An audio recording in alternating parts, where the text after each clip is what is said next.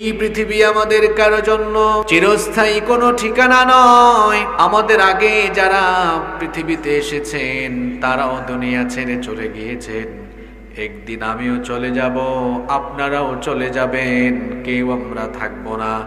এই তো পাশেই কবরস্থান, এই কবরস্থানের মধ্যে কত মানুষ ঘুমিয়ে আছে। আমরাও একদিন কবরস্থানে ঘুমিয়ে যাব। এই কবরে আমাদেরকে একদিন শুইয়ে দেওয়া হবে। এরপরে সাইয়েদনা ইসরাফিল আলাইহিস সালামের সিংহার ফুৎকারের পরে কিয়ামতের বিভীষিকাময় ঘটনা ঘটবে। যখন কবর থেকে আল্লাহর হুকুমে মানুষগুলো উঠতে থাকবে, তখন কবর থেকে মানুষ উঠে যখন হাসরের মাঠে গিয়ে সমবেত হবে। হাসরের মাঠ বড় ভয়ঙ্কর হবে, কিয়ামতের ময়দান বড় সাংঘাতিক হবে। এখন তো সূর্য মানুষের মাথার থেকে 9,30,00,000 মাইল দূরে। 9,30,00,000 মাইল দূর থেকে সূর্য যখন তাপ দেয়, গ্রীষ্মকালে আমরা সহ্য করতে পারি না। মিডল ইস্টের কিছু দেশ আছে, সফর করলে দেখা যায় 48, 50, 53, 55 পর্যন্ত টেম্পারেচার চলে যায়। এত দূর থেকে সূর্য তাপ দেয়, তাও এই গরম আমাদের সহ্য হয় না। এই সূর্য হলো পৃথিবী থেকে 9,30,00,000 মাইল দূরে। মহাকাশ বিজ্ঞানীরা বলেছেন 9,30,00,000 মাইল দূর থেকে সূর্য যে আলো দেয়, সূর্যের এই আলো পৃথিবীতে আসতে সময় লাগে 8 মিনিট 10 সেকেন্ড। আল্লাহু আকবার।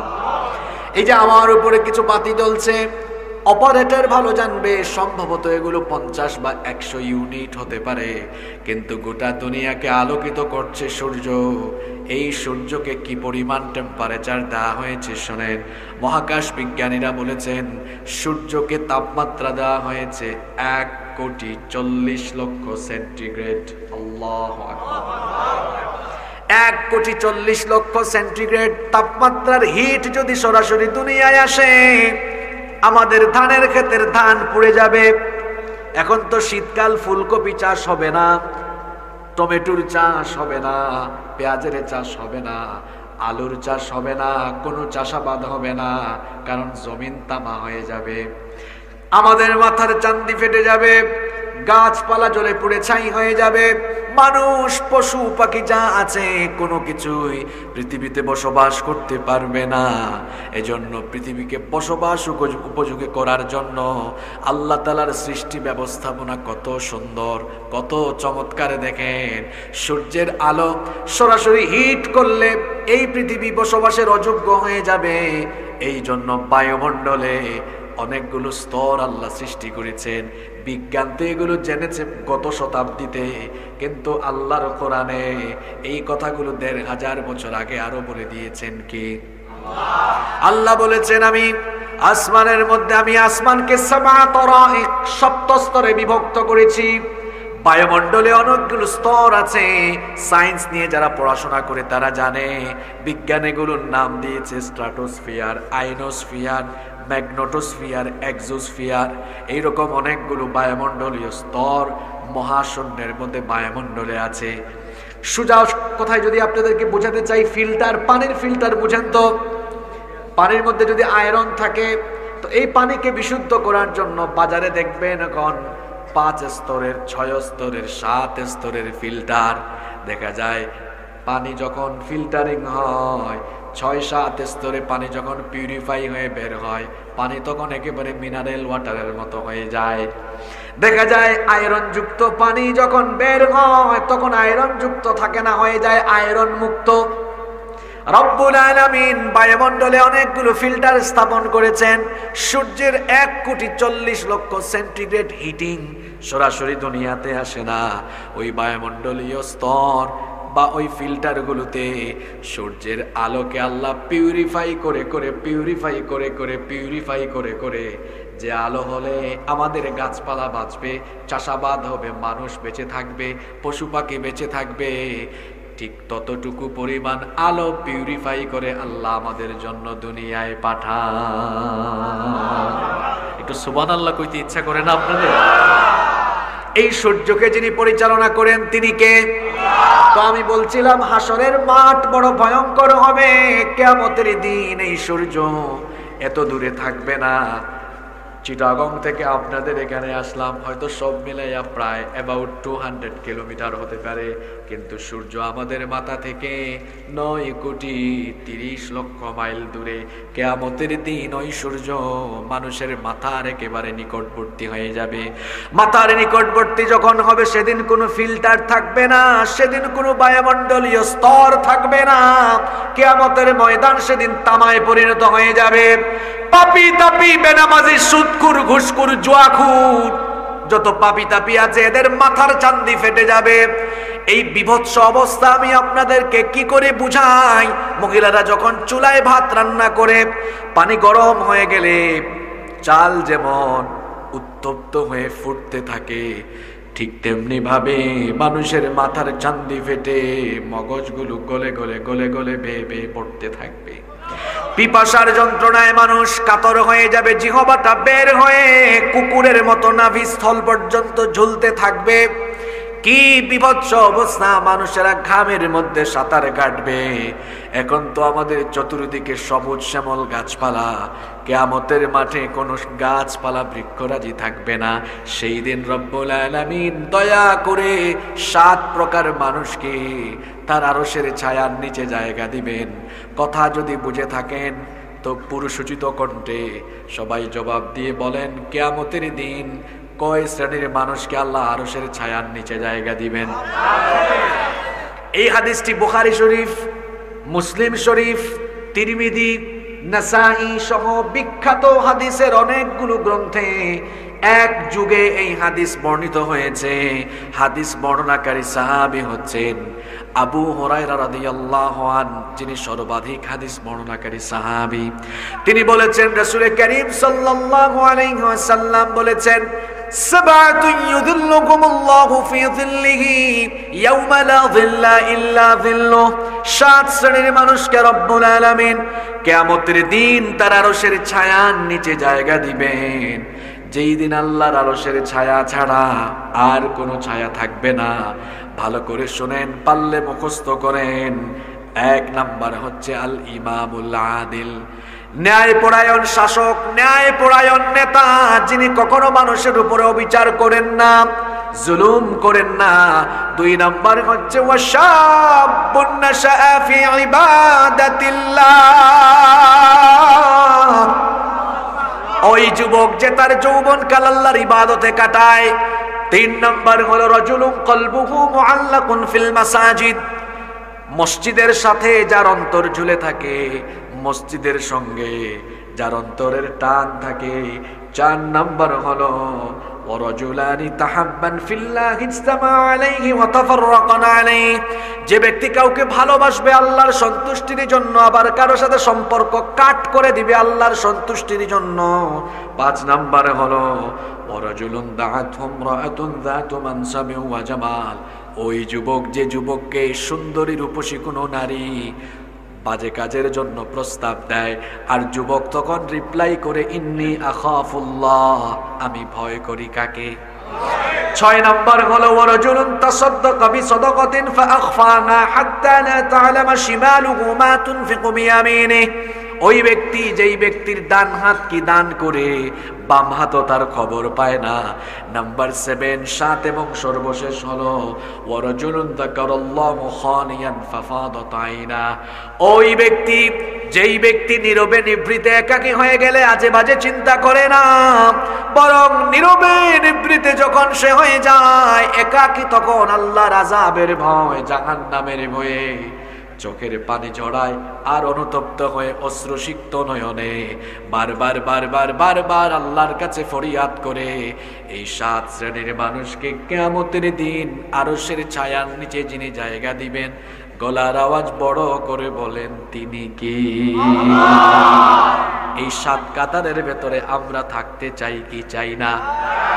থাকতে চান তো? আসলেই চান তো? কিছুক্ষণ পরে কথা বলা আরম্ভ করলে মন খারাপ করবেন না তো? তাইলে আসেন, এই 7 কাতার মানুষ কিয়ামতের দিন আল্লাহর রহমত প্রাপ্ত, আল্লাহর আরশের ছায়া প্রাপ্ত, এদের কোনো টেনশন নাই, এদের কোনো ফ্রাস্ট্রেশন নাই, এদের কোনো দুশ্চিন্তা নাই, এদের কোনো হতাশা নাই। এরা আরশের ছায়ার নিচে থাকবে। আর এদেরকে জান্নাত যিনি দিয়ে দিবেন, সবাই বলেন তিনি কি? এক নম্বর হচ্ছে আল ইমামুল আদিল, ন্যায় পরায়ণ শাসক, যিনি মানুষের উপরে কখনো অন্যায় করেন না, অবিচার করেন না। ন্যায় ইনসাফ কায়েম করা, এটা স্বয়ং কার বৈশিষ্ট্য? আস্তে বলবেন না, জুড়ে বলেন কার বৈশিষ্ট্য? এখন তো আমরা মাঝে মাঝে মাতব্বরি করি, বিচার করি। দুনিয়ায় আমাদেরকে মাতব্বরি করতে হয়, সামাজিক কাজে, বিভিন্ন কাজে বিচার করতে হয়। আদালতেও পড়াশোনা করে অনেকে ম্যাজিস্ট্রেট হয়ে বিচার ফয়সালা করেন। কিন্তু মানুষের এই বিচার প্রক্রিয়া আর আল্লাহর বিচার প্রক্রিয়ার মধ্যে পার্থক্য আছে না নাই? বিস্তর পার্থক্য। পার্থক্য হলো এই, আমরা তো মানুষ হলো অভ্যাসের দাস। আবার মানুষ মাঝে মাঝে উপরের চেয়ারের দাস। মাঝে মাঝে দেখা যায় উপর মহলকে খুশি করার জন্য বিচারের নামে অবিচার করে নিরপরাধীকে অপরাধী বানায়া রাখা হয়। আবার দেখা যায় অপরাধীকে নিরপরাধী বানায়া ছাইরা দেওয়া হয়। আল্লাহর বিচার প্রক্রিয়ায় 2 নম্বরের এই সিস্টেম নাই। আল্লাহ হচ্ছেন ন্যায় বিচারক। আমার আল্লাহ এই কোরআনে বলেছেন, ওয়ালা ইয়াযলিমু রাব্বুকা আহাদা, তোমার রব কারো উপরে কখনো জুলুম করেন না, অবিচার করেন না। জুলুম করা এটা আল্লাহর বৈশিষ্ট্য নয়। আল্লাহ কারো উপর জুলুম করেন না, এই জন্য তিনি জুলুম পছন্দ করেন। আল্লাহ যেভাবে ন্যায় বিচার করেন, সেভাবে আল্লাহ আমাদেরকেও ন্যায় বিচারের জন্য হুকুম দিয়েছেন। কোরআনুল কারীমের 16 নম্বর সূরা সূরাতুন নাহাল যদি তেলাওয়াত করেন, দেখবেন 90 নম্বর আয়াতে আল্লাহ বলছেন, আল্লাহ তাআলা সুন্দর করে বলছেন, ইন্নাল্লাহা ইয়া'মুরু বিল আদলি ওয়াল ইহসান,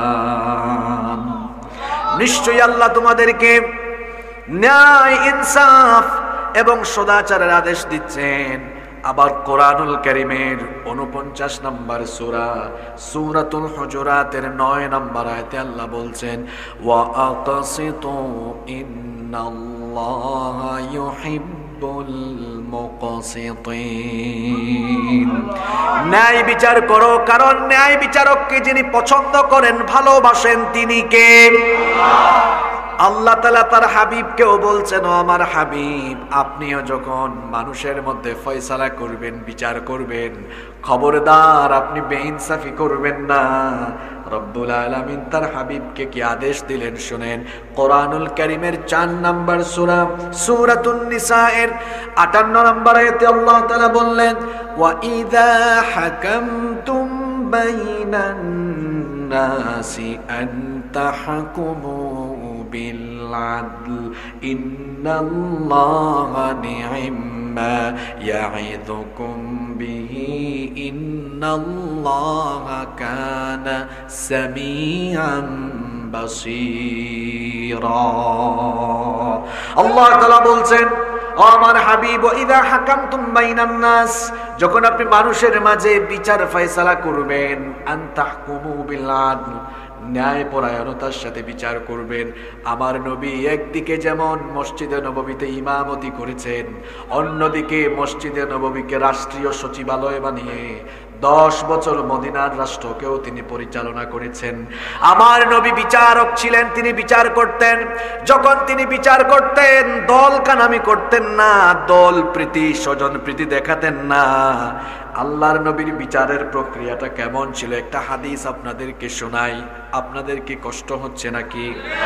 বুখারী শরীফ থেকে একটা সুন্দর ঘটনা আপনাদেরকে শোনাই। আল্লাহর নবীর আদালতে একবার মাখজুমিয়া গোত্রের কুরাইশি একজন নারী, সম্ভ্রান্ত বংশের নারী, চুরি করে ধরা পড়লেন।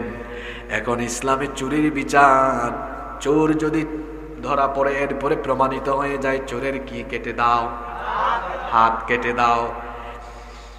যদি চুরির এই শাস্তি আমার সমাজে থাকতো, আল্লাহর কসম, একটা শাস্তি দেখে সবগুলো ছেঁচড়া চোর তারের মতো সোজা হয়ে যেত। কিন্তু মাঝে মাঝে দেখা যায় চুরি ডাকাতি করে জেলখানায় যায়, জামিন পেয়ে যখন বের হয় আরো প্রমোশন হয়, চোর তখন ডাকাত হয়ে যায়। হাজার হাজার কোটি কোটি টাকা দুর্নীতি লুটপাট করে এরা জেলখানার বাহিরে আছে, আর আলেম উলামা জেলখানার ভিতরে আছে। যাদেরকে সাইজ করা দরকার তাদেরকে সাইজ করা হয় না, যাদেরকে কঠিন বিচারের আওতায় আনা দরকার তাদেরকে আনা হয় না। এরা তো দেশের সম্পদ বিদেশে লুটপাট করে দিয়েছে, জনগণের সম্পদ চুরি করে একেবারে চেটে পুটে খেয়ে ফেলেছে। এজন্য আমার বঙ্গবন্ধু বড় চমৎকার কথাই বলতেন, আমি ভিক্ষা কইরা কইরা আনি আর চাটার দলেরা চারটা পুট্টা খাইয়া ফেলে। বাংলার অবিসংবাদিত নেতার চমৎকার কথাই তিনি বলেছেন, আসলেই তো তাই। চুরির শাস্তি নবীজি কেমনে করেছেন দেখেন। মাখজুমিয়া গোত্রের কুরাইশি নারী, তিনি যখন চুরি করে ধরা পড়লেন, এখন ইসলামের চুরির শাস্তি হলো চুরি করে প্রমাণিত হয়ে গেলে হাত কেটে দাও। যেই নারী আদালতে যেই নারীকে সুপর্দ করা হলো তিনি খুব নামি দামি বংশের নারী। আপনাদেরকে বোঝানোর জন্য বলি যে আপনাদের পশ্চিম সিংহ তাল্লুকপাড়া গ্রামে যদি সম্ভ্রান্ত পরিবারের কেউ চুরি করে ধরা পড়ে, তাহলে বিষয়টা নিয়ে এই এলাকায় আলোচনা হবে কম না বেশি। একজন সম্ভ্রান্ত বংশের নারী তিনি যখন চুরি করে ধরা পড়লেন, গোটা মদিনায় থমথমে অবস্থা। হায় হায় হায়, এত নামি দামি বংশের মহিলা চুরি করে ফেলেছেন, এখন তার ব্যাপারে যদি চূড়ান্ত রায় দেওয়া হয় ওই বংশের মানিজ্য থাকবে না। দেখবেন নামি দামি বংশের অথবা কোনো নেতার যদি আশেপাশের কেউ চুরি চামারি করে ধরা পড়ে যায়, তলে তলে কিন্তু অনেক খবর পাঠানো হয়, তলে তলে বলা হয় বিচার টেলকে হালকার মধ্যে ঝাপসা কইরা দেন, আছে না নাই? এইরকমই এই নারীর বিচারটা যেন হালকা করা হয়। সাহাবীরা বসে বসে পরামর্শ করছেন, সাহাবীরা পরামর্শ করছেন আল্লাহর হাবিবকে এই সুপারিশ করা দরকার, তিনি যেন বিচারের রায় দেওয়ার সময় একটু হালকা করে দেন। কারণ হলো এই মহিলার বংশ বড় দামি বংশ, রায় যদি চূড়ান্ত দেওয়া হয় বংশের কোনো মান ইজ্জত থাকবে। এখন কোন সাহাবী নবীজির কাছে এই সুপারিশ নিয়ে যাবেন কারো সাহস হয় না। সাহাবায়ে কেরাম পরামর্শ করে সিদ্ধান্ত নিলেন উসামা ইবনু যায়েদ রাদিয়াল্লাহু আনহুকে নবীজি ভালোবাসেন, নবীজি পছন্দ করেন। তারা সিদ্ধান্ত নিলেন উসামা তুমি যাও নবীজির কাছে সুপারিশ করো, হয়তো তুমি গেলে নবীজি তোমার সুপারিশ রাখতে পারেন। হযরত উসামা বিন যায়েদ রাদিয়াল্লাহু আনহু তিনি যখন নবীজির কাছে এই পরামর্শ নিয়ে গেলেন, নবীজি তখন বললেন আতাশফাউ ফি হাদ্দিম মিন হুদুদিল্লাহ, আল্লাহর দেওয়া হুদুদ, আল্লাহর দেওয়া শাস্তি লাঘবের সুপারিশ নিয়ে কোন দুঃসাহসে আমার কাছে আসলে? সাহাবীদেরকে নবীজি জড়ো করলেন, জড়ো করে নবীজি বললেন শোনো সাহাবীরা, নামি দামি বংশের মহিলা হওয়ায় তোমরা বলতেছো বংশ প্রীতি করে আমি যেন বিচারের রায়টা হালকা করে দেই। শোনো, আজকে যদি আদালতের কাঠগড়ায় এই নারী আদালতের কাঠগড়ায় না থেকে আমার নিজের কলিজার টুকরা মেয়ে ফাতেমা চুরি করে ধরা পড়তো, আল্লাহর কসম বিচারক হিসাবে আমি কখনো আমার পরিবার প্রীতি দেখায়া আমার মেয়ের বেলায় বিচারের রায় হালকা করতাম না। বিচারের রায় দিয়ে দণ্ড কার্যকরের দায়িত্ব আমি জল্লাদকেও দিতাম না, বরং বিচারের রায় দেওয়ার পরে আমি বাপ হয়ে নিজের মেয়ের হাত নিজেই কেটে ফেলতাম। আল্লাহু আকবার। আমার বেশি বহু লোক আছে, তার আশপাশের লোক যখন ধরা পড়ে যায় এই ওসি কারে ধরছ, এটা আমার লোক, তাড়াতাড়ি ছাড়। এই রকম যদি দলকানামি থাকে তাহলে চোর বাটপারে সমাজ ভরে যাবে, চোর বাটপার সমাজ থেকে কমবে না, ঠিক কিনা? বিচার হতে হবে বিচারের মতো, বিচারের মধ্যে কোনো বেইনসাফি রাখা যাবে না, অবিচার রাখা যাবে না, জুলুম রাখা যাবে না। আল্লাহর হাবিব বলেছেন বিচারের বেলায় যারা ন্যায় কায়েম করে, ইনসাফ কায়েম করে, এদেরকে আরশের ছায়ায় যিনি জায়গা দিবেন তিনি কি? আল্লাহর নবী আরো বলেছেন, আল্লাহর নবী আরো বলেছেন ন্যায় বিচারক একজন শাসকের সম্মান কত বেশি, মর্যাদা কত বেশি। আল্লাহর নবী বলেছেন ইন্নাল মুকসিতিনা ইনদাল্লাহি আলা মানাবিরি মিন নূরিন আন ইয়ামিনির রহমান। কি সুন্দর হাদিস শোনেন, নবীজি বলেছেন যারা বিচারকের চেয়ারে বসে বিচার করে, বিচার করার সময় যদি মানুষের মধ্যে তারা ইনসাফ কায়েম করে, তাহলে কিয়ামতের দিনের বিচারককে সূরা ফাতিহায় তো পড়েন মালিক ইয়াউমিদ্দিন, বিচার দিবসের মালিক কে? আল্লাহ তাআলা বলছেন, আল্লাহর হাবিব বলেছেন, দুনিয়াতে থাকা অবস্থায় এটা হতে পারে আদালতের বিচার, হতে পারে পারিবারিক বিচার, সামাজিক বিচার, বিচারকের যে কোনো আসনে কেউ যদি বসে আর ইনসাফ কায়েম করে, আল্লাহর নবী বলেছেন কিয়ামতের মাঠে আল্লাহ তাআলা তার ডান দিকের চেয়ারে ওই বিচারককে বসাইয়া সম্মান দিবে। সম্মান কম না বেশি? আল্লাহর হাবিব আরো বলেছেন, ইন্নাল্লাহা মাআল কাদি মা লাম ইয়াজুর, আল্লাহ ওই বিচারকের সাথে ততক্ষণ থাকেন, অর্থাৎ আল্লাহর রহমত ওই বিচারকের সাথে ততক্ষণ থাকে যতক্ষণ পর্যন্ত বিচারক মানুষের মাঝে ন্যায় কায়েম করেন, ইনসাফ কায়েম করেন।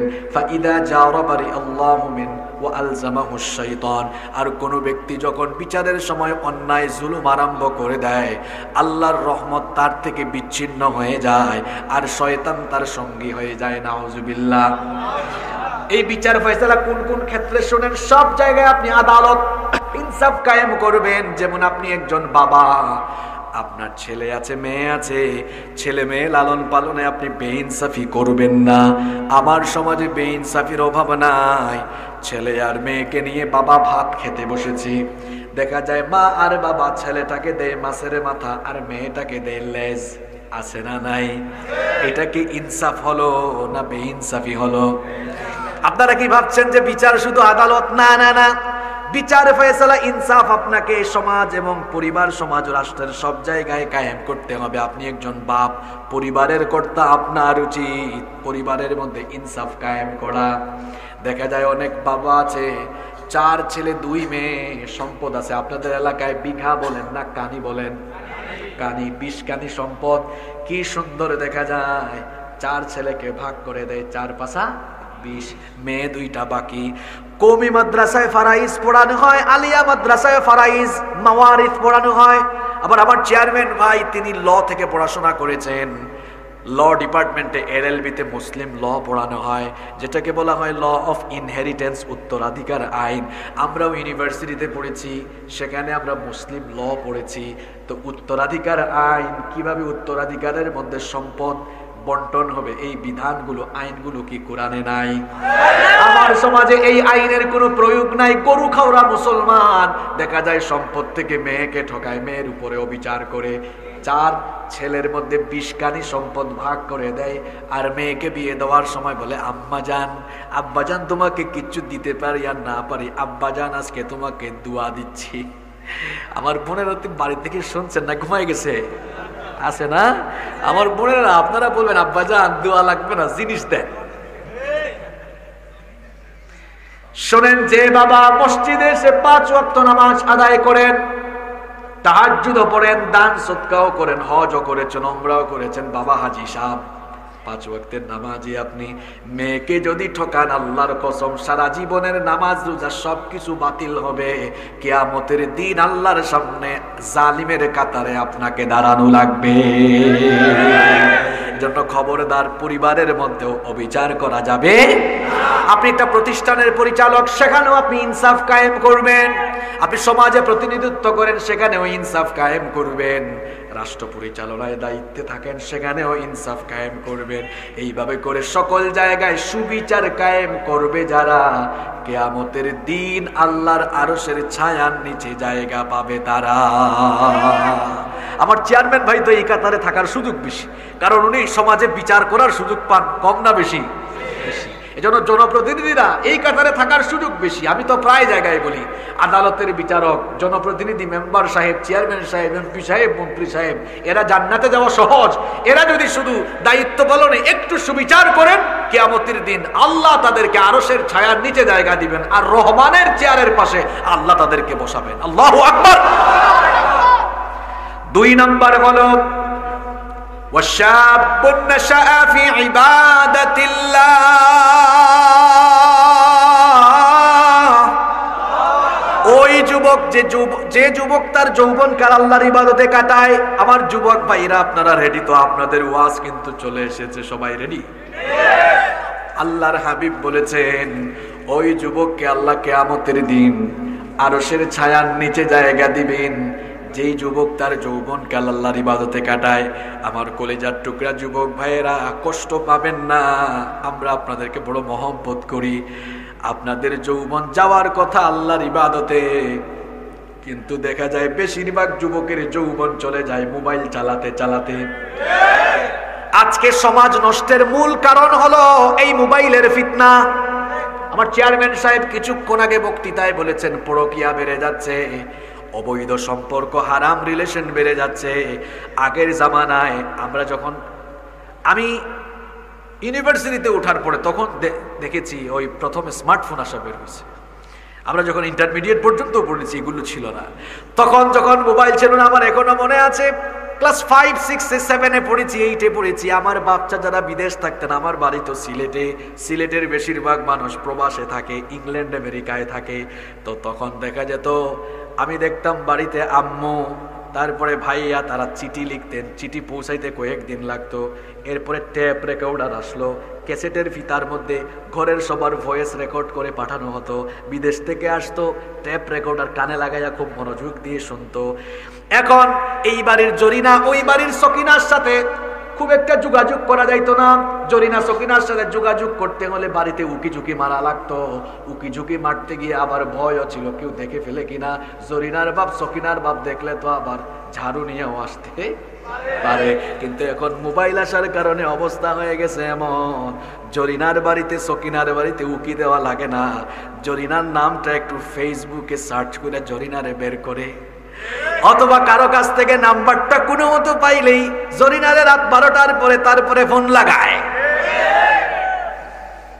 এই যে মোবাইল ফোনের কারণে দেখা যাচ্ছে এখন স্কুল কলেজ ইউনিভার্সিটি পড়ুয়া অনেক ছেলেরা কেরিয়ার গঠনের আগেই শেষ, জীবনটা নষ্ট হয়ে যায়।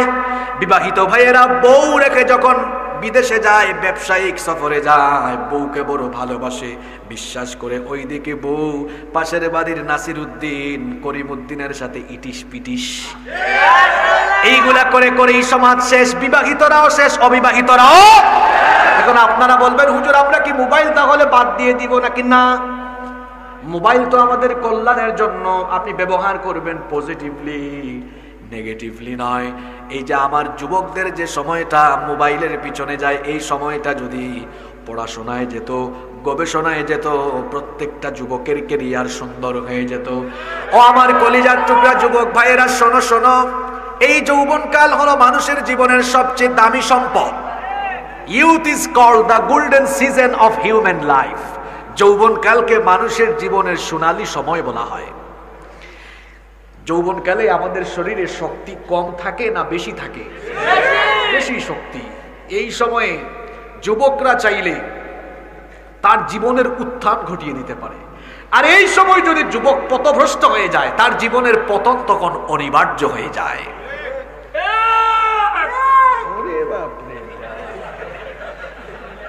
ঠিক ঠিক কইয়া লাভ নাই। আমি মাহফিলে হাসি বুঝছি, আপনি হাসেন, কিন্তু আমি তো মাহফিলে ঠিক ঠিক কইয়া চিল্লাই না।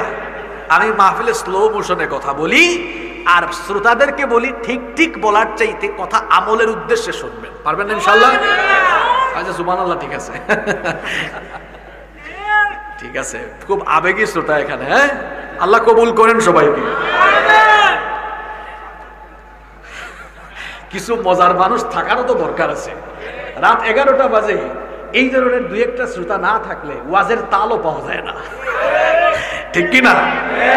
আমি এই এলাকায় আসি তো, বুড়িচং, মুরাদনগর, তারপরে কসবা, এইসব এলাকায় ঘন ঘন আসি তো। এইসব এলাকার শ্রোতা যে কয়েকজন এরকম থাকে এটা আমিও ভালো জানি। যাই হোক, আপনাদের কষ্ট হচ্ছে না তো?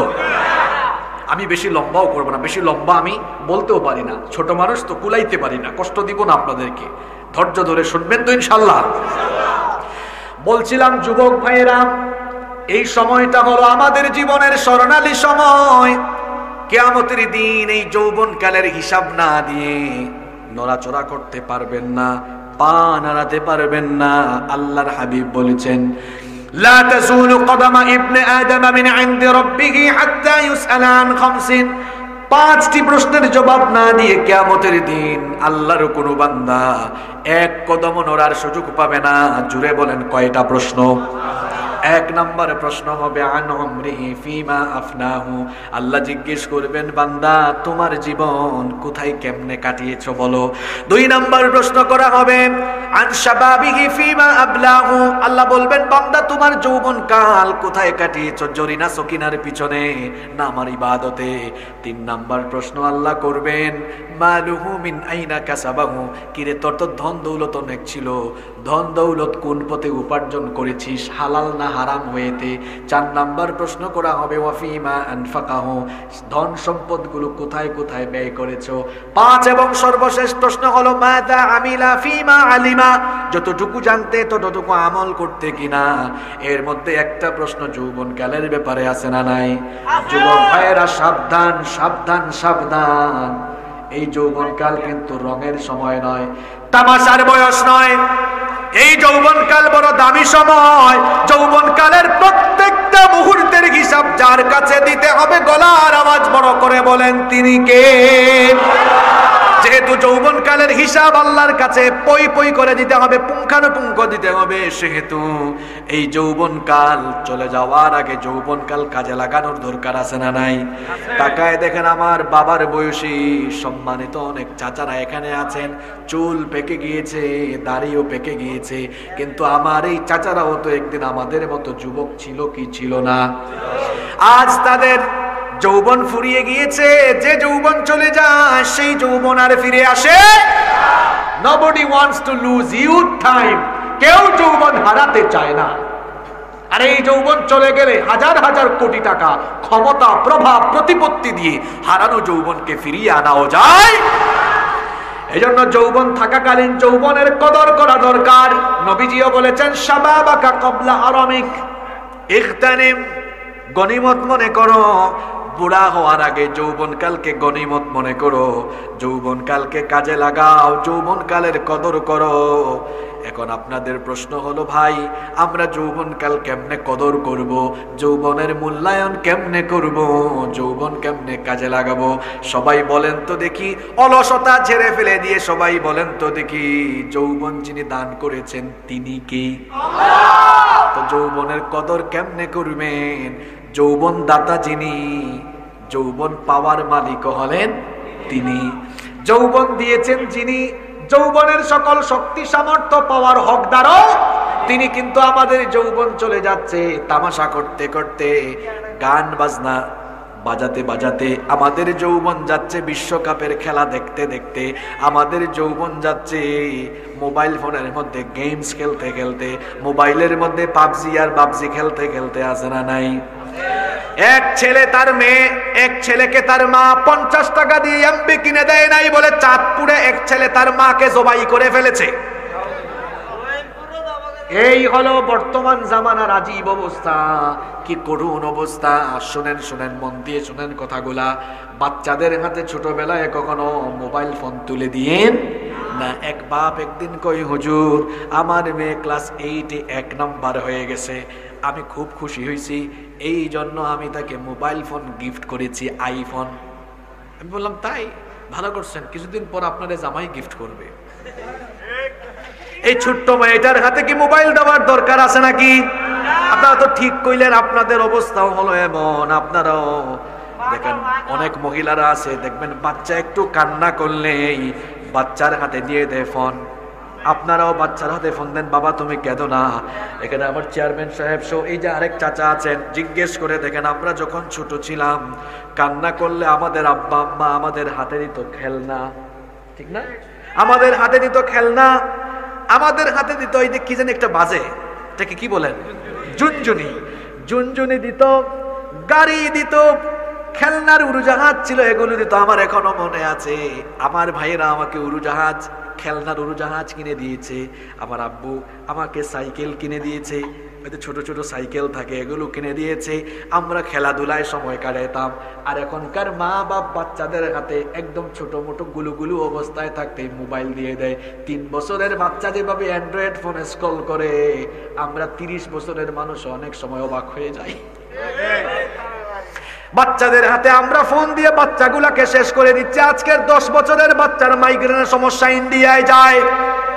আজকের 10 বছরের বাচ্চা চোখের ডাক্তার দেখাইয়া চশমা কিনে, কারণ হলো ডিভাইস আসক্ত হতে হতে তার ব্রেইনের মধ্যে এর কুপ্রভাব পড়েছে।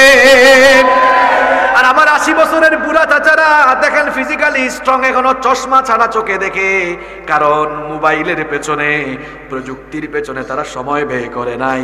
তারা খেলাধুলা করেছে, খাবারের সময় খাবার, পড়াশোনার সময় পড়াশোনা, ঘুমের সময় ঘুম। এখনকার বেশিরভাগ যুবকের দেখবেন গাল ভেঙে হাড্ডির নিচে মাংস ঢুকে গেছে, চেহারার মধ্যে বিচি, চেহারার মধ্যে কোনো স্মার্টনেস নাই, কারণ সে তো রাত 2টা 3টা পর্যন্ত সজাগ। উত্তরবঙ্গে কিছুদিন আগে গত সপ্তাহে মাহফিলে গেলাম, 120 বছরের বুড়া চাচা, কইলাম চাচা আপনি কি মাহফিলে আসছেন? হাইটা হাইটা কয় হ। আমি তো অবাক হয়ে গেছি। আমার বাড়িতেও তো আমার এক দাদি আছেন, বয়স 100+, এখনো তিনি হাঁটা চলা করেন। এর কারণ কি শোনেন, কারণ তাদের খাবার দাবার আর ঘুমের অভ্যাস ঠিক ছিল। আমাদের এখন 30-40 বছরের নারী দেখবেন 2-3টা বাচ্চা দিয়া বুড়া বুড়া ভাব, কারণ এখনকার মানুষের খাদ্যাভ্যাস ঠিক নাই, ঘুমের অভ্যাস ঠিক নাই। আমার চাচারা, চাচিরা, মা, চাচি, দাদিরা, তারা তাদের জামানায়, তাদের যুগে এশার নামাজ হয়ে গেলে আজানের পরে, নামাজের পরে একটা বাড়িতেও মানুষ পাওয়া যাইতো না ঘুমাইয়া কাইত, কারণ তাদের ঘরের মধ্যে মোবাইল ছিল না। আমার দিকে তাকান, কারণ তাদের ঘরের মধ্যে মোবাইল ছিল না। ঘরের মধ্যে শোনেন, ঘরের মধ্যে মোবাইল ছিল না, ইন্টারনেট ছিল না, ওয়াইফাই ছিল না, টেলিভিশন ছিল না। এই জন্য রাতের বেলা তাদের কোনো কাজও ছিল না। এখন আমাদের কাজ কেন এত বেশি? মোবাইল আছে হাতে, ইন্টারনেট আছে, টিভি আছে, ডিশ আছে, এই যে এত এত প্রযুক্তি, ল্যাপটপ আছে, এত কিছু আছে। এত কিছু থাকার কারণে আমাদের রাতের বেলা কাজও আছে। এই জন্য দেখা যায় রাত জাগতে জাগতে জাগতে জাগতে মানুষ 30 বছরে যাওয়ার আগেই 10-12টা রোগের অধিকারী হয়ে যায়। যুবক ভাইদেরকে বলছি, মনে রাখবেন, সুস্থতা হলো মানুষের জীবনের সবচেয়ে বড় দামি সম্পদ। সুস্থ থাকলে দুনিয়া উপভোগ করা যায়, সুস্থ না থাকলে দুনিয়াকে উপভোগ করা যায় না। সবচাইতে গুরুত্বপূর্ণ সম্পদের নাম সুস্থতা। টাকা থাকলে মানুষ সুখী হয় না, সুস্থ মানুষ দুনিয়ার সুখী মানুষ। কারণ জগতে অনেক টাকা পয়সাওয়ালা মানুষ আছে, অনেক টাকা কিন্তু অসুস্থতার কারণে টাকা পয়সা ভোগ করতে পারে। আবার অনেক সুস্থ মানুষ আলু ভর্তা ডাল দিয়ে ভাত খায়, মুখে রুচি আছে, সুস্থ মানুষ জীবনেও মজা আছে। এই জন্য খাদ্যাভ্যাস, ঘুমের অভ্যাস ঠিক করেন। যুবক ভাইদেরকে বলছি, এই যৌবনকাল কাজে লাগান।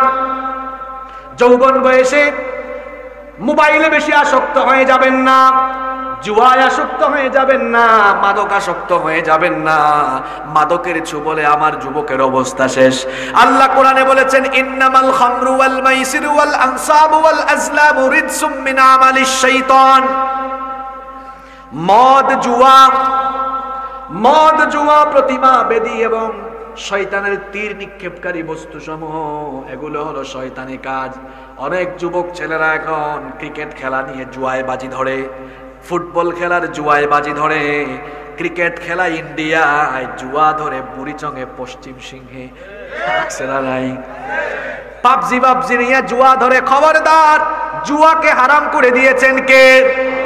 খবরদার আমার যুবক ভাইয়েরা, জুয়াতে আসক্ত হওয়া যাবে না, কোনো বাজে কাজে আসক্ত হওয়া যাবে না। আমার যৌবন এটা আল্লাহ দিয়েছেন, এই যৌবনকাল তামাশা করার জন্য নয়। যৌবন যিনি দিয়েছেন তার পথে আমি যৌবন কাটাবো। মসজিদের আজান আমার কানে গেল, আমি আমার যৌবন আল্লাহর পথে দেওয়ার জন্য সাথে সাথে মসজিদে এসে আমি সাজদা দিব কারে? আমি আমার যৌবনকালে মেয়েদের পিছনে, জরিনা সকিনার পিছনে ঘুরঘুর করবো না। শোনো, তোমরা যারা কলেজে পড়ো, ইউনিভার্সিটিতে পড়ো, এই সময়ে মেয়ের পিছনে ঘুরঘুর করা মানে হলো নিজের কেরিয়ারটাকে ধ্বংস করে দেওয়া। এই বয়সে ভাই মেয়ের পিছনে ঘুরঘুর করো না। তুমি পড়ার টেবিলে মনোযোগ দাও, নিয়মিত ক্লাস করো, টিচারদের কথা শোনো। স্কুলে যারা পড়ো, কলেজে, ইউনিভার্সিটিতে, মাদ্রাসায় যারা পড়ো, জরিনা সকিনার পিছনে ঘুরো না। ঠিক মতো মন দিয়ে পড়াশোনা করো, দেখবা কেরিয়ার সুন্দর সুন্দর হবে, আজান হলে মসজিদে যাও, নামাজি হও। শোনো ভাইয়েরা, যদি তোমার কেরিয়ার সুন্দর হয়, চরিত্র সুন্দর হয়, তুমি কেন অসভ্য বদমাশ ছেলের মতো মেয়ের পিছনে ঘুরবা? তোমার যদি কেরিয়ার ভালো হয়, তোমার যদি চরিত্র ভালো হয়, দেখবা হাজার হাজার সুন্দরী জরিনা সকিনার বাপেরা তোমার কাছে মেয়ে দেওয়ার জন্য লাইন ধরে দাঁড়ায়া থাকবে। নিজেকে ওই জায়গায় নিয়ে যাও যুবক ভাইয়েরা, নিজেকে ওই জায়গায় নিয়ে যাও। তুমি কেন অসভ্য বদমাশ ছেলের মতো মেয়েদেরকে ইফটিজিং করবা? তুমি ওই জায়গায় নিয়ে যাও যাতে মেয়ের মা বাপ পাগল হয়ে যায় তোমার কাছে বিয়ে দেওয়ার জন্য। আর যুবকেরা রাস্তাঘাটে মেয়েদেরকে দেখলে এত টিজ করতে, ইফটিজিং করতে ইচ্ছে করে কেন? তোমার মাথায় কি এটা আসে না এই মেয়েটা নারীর জাত, আমার মাও তো নারীর জাত? তুমি নারী জাতিকে কেমনে অসম্মান করো? আল্লাহ কোরআনে বলেছেন, কুল্লিল মুমিনিনা ইয়াগুদ্দু মিন আবসারিহিম। ও নবী, মুমিন পুরুষদেরকে বলেন চক্ষু যেন পরনারীর দিকে না দিয়ে নিম্নগামী নিচের দিকে করে রাখে। আদেশটা কার? খবরদার আমার যুবক ভাইয়েরা, পরনারীর প্রতি আসক্ত হয়ে যায়েন না। বিবাহিত ভাইয়েরা যারা আছেন, বিবাহিত ভাইয়েরা যারা আছেন, অন্যের বউ নিয়ে ছিনিমিনি খেলিয়েন না। আবার বোনেরা যারা বাড়ি থেকে শুনছেন, স্বামীর বিশ্বাসটা ভঙ্গ করে দিয়ে যৌবনকালে, এই যৌবনকাল আল্লাহর পথে কাটান। যৌবনকালে মানুষের চামচামি কইরা সামনে পিছনে পাড়াদিরি কইরেন না। অনেক যুবক কলেজে ইউনিভার্সিটিতে পড়ে মাদকাসক্ত হয়ে গিয়েছে। খবরদার, মাদক হলো আমাদেরকে ধ্বংস করে দেওয়ার মূল। এই বয়সে মাদক হাতে নেওয়ার বয়স নয়। কলেজ ইউনিভার্সিটিতে যারা পড়ে তারা দেখা যায় এই বয়সে হাতের মধ্যে নিয়ে নেয় ইয়াবা, নিয়ে নেয় গাঁজা, হাতে নিয়ে নেয় লাঠি সুটা, AK-47। আমার যুবক ভাইয়েরা, এই বয়সে তোমাদের হাতে যারা আল্লাহর কোরআন নবীজির হাদিস বই খাতা কলমের পরিবর্তে তোমাদের হাতে যারা ইয়াবা, গাঁজা, লাঠি সুটা, AK-47 তুলে দেয়, এরা তোমাদের নেতা নয়, এরা তোমাদের জানের দুশমন। এদের সঙ্গ ছেড়ে দাও, নিজেকে কোরআনওয়ালা বানিয়ে নাও, নিজেকে দিনদার বানিয়ে নাও, আল্লাহওয়ালা বানিয়ে নাও। আজান হলে মসজিদে যাও, চরিত্র সুন্দর বানাও। আল্লাহর হাবিব বলেছেন, যে যুবক তার যৌবনকাল আল্লাহর ইবাদতে কাটাবে, ওই যুবককে আরশের ছায়ার নিচে যিনি জায়গা দিবেন তিনি কে? কষ্ট হচ্ছে আপনাদের? 3 নাম্বার হলো গুরুত্বপূর্ণ পয়েন্ট, এটা রাজুলুন কলবুহু মুআল্লাকুন ফিল মাসাজিদ। ওই ব্যক্তি মসজিদের সাথে যার অন্তরের টান থাকে, যার অন্তর মসজিদের সাথে ঝুলে থাকে, মসজিদের সাথে অন্তরের টান। এই যে রাতের বেলা ঘুমাবে, মনে মনে এই তামান্না নিয়ে ঘুমাবে, যখন আমি ফজরের আজান শুনবো, উঠে আমি সাথে সাথে মসজিদে দৌড় মারবো। ফজরের নামাজ আদায় করে বের হয়ে যায়, আবার অপেক্ষায় থাকে কখন জোহরের আজান হবে, আবার আমি মসজিদে যাব। জোহর শেষ করে বের হয়, আবার অপেক্ষায় থাকে কখন আমি মসজিদে যাব। মসজিদমুখী বান্দা, মসজিদগামী বান্দা। মসজিদগামী বান্দা কার মেহমান? এরা হলো দুয়ুফুর রহমান, রহমানের মেহমান। এখন অবস্থা হলো এমন, আমার দেশে মসজিদই বেশি নাকি মুসল্লি বেশি? বুঝে শুনে জবাব দেন, বলেন আমার দেশে মসজিদই বেশি না মুসল্লি বেশি? মসজিদ বেশি, মুসল্লি কম।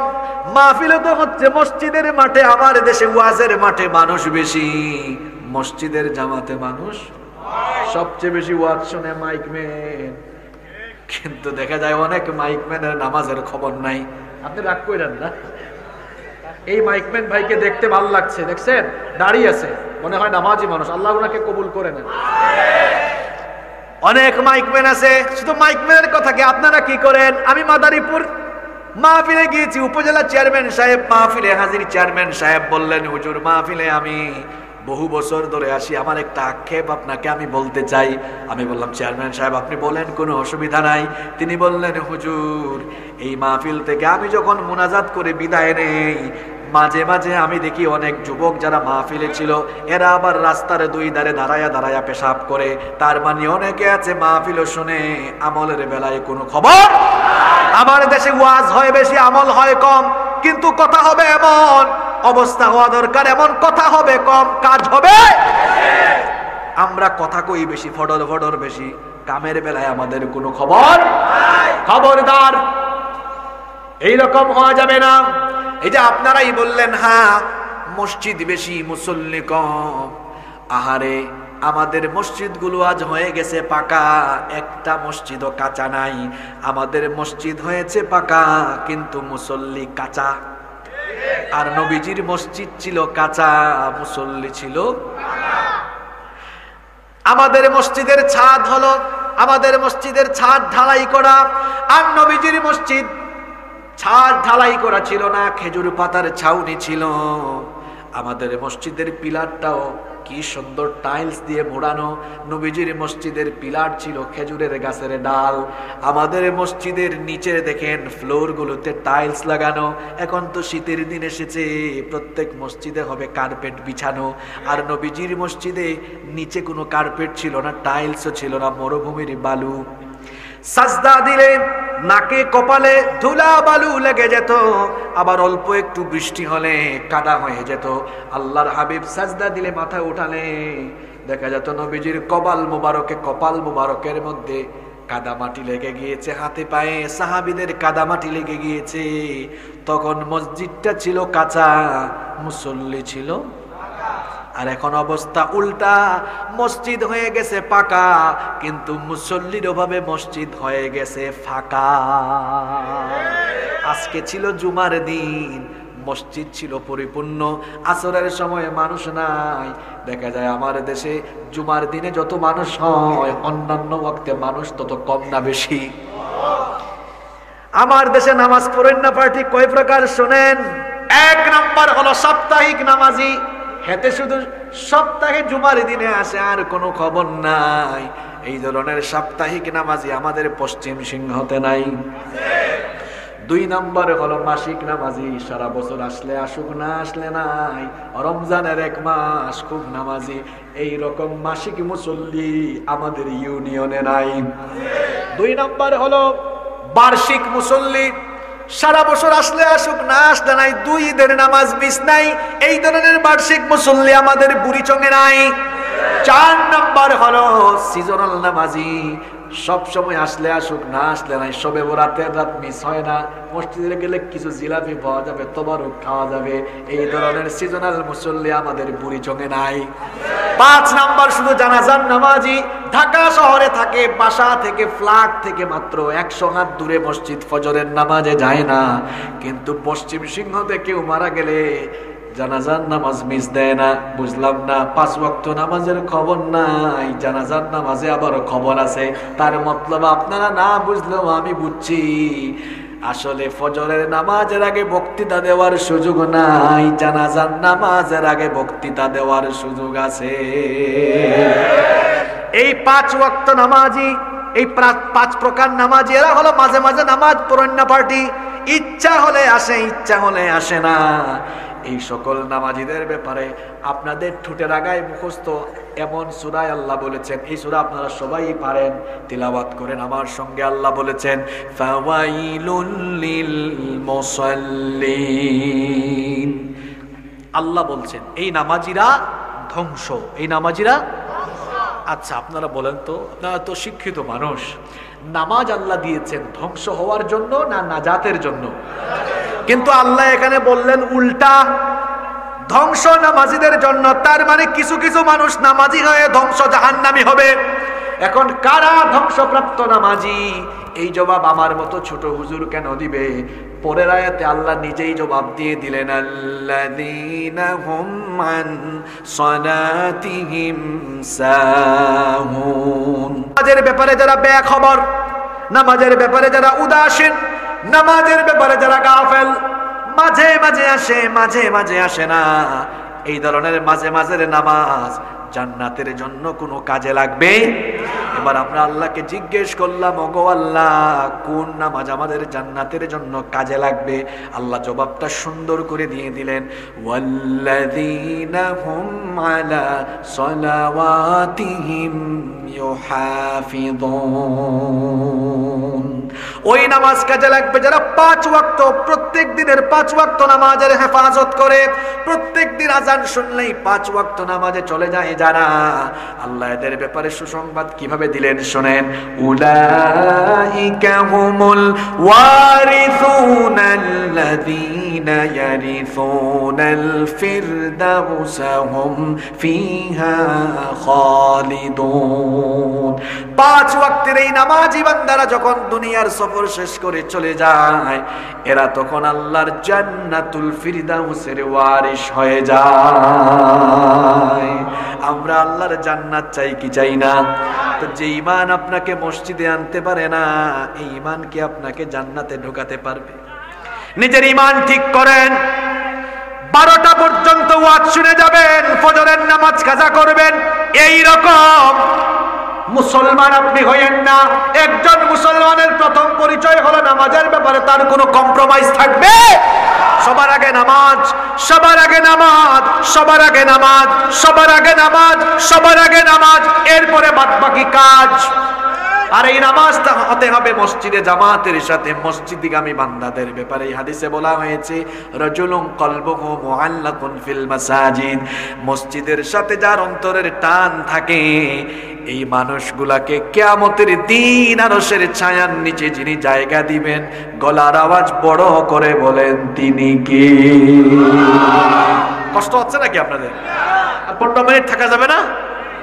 নাম্বার 4, 4 নম্বর হলো ওয়ারাজুলানি তাহাব্বান ফিল্লাহ ইজতামা আলাইহি ওয়া তাফাররাকা আলাইহি, কাউকে ভালোবাসবে আল্লাহর সন্তুষ্টির জন্য, আবার কাউকে ঘৃণা করে সম্পর্ক ছিন্ন করবে কাকে খুশি করার জন্য? শোনেন, মানুষের সাথে সম্পর্ক হওয়ার জন্য মূল বিষয়টা হলো দিনদারিতা।